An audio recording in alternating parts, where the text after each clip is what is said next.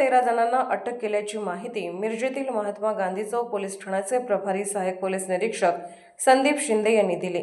इंतेजार अली जहिरुद्दीन वय 25 राहणार खलीलपूर जिल्हा मुरादाबाद उत्तर प्रदेश असे अटक केलेल्याचे नाव आहे। या प्रकरणी महात्मा गांधी पोलिसांनी आता आंतरजिल्हा कनेक्शन उघडकीस केले होते। इंतेजार अलीच्या अटकेमुळे आंतरराज्य कनेक्शन उघड झाले आहे।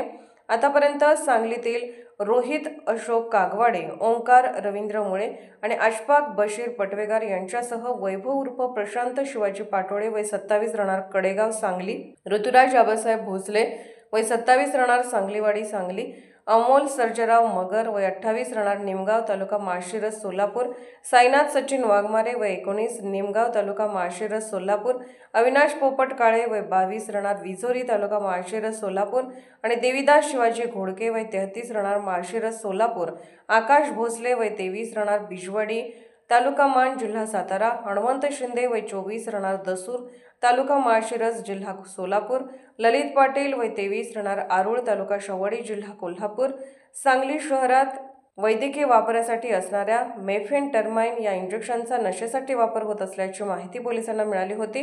तसेच या इंजेक्शनची तस्करी करणारा एक जण इंजेक्शन विक्रीसाठी सांगलीत येणार असल्याची माहिती मिळाल्यानंतर छापा टाकून संशयितांना अटक केली होती। यापूर्वी तिघांना अटक करून 15 लाख रुपयांचे 1500 मेफेंटरमाइन इंजेक्शनचा साठा जप्त करण्यात आला होता। सहाय्यक निरीक्षक संदीप शिंदे यांच्या पथकाने ही कारवाई केली।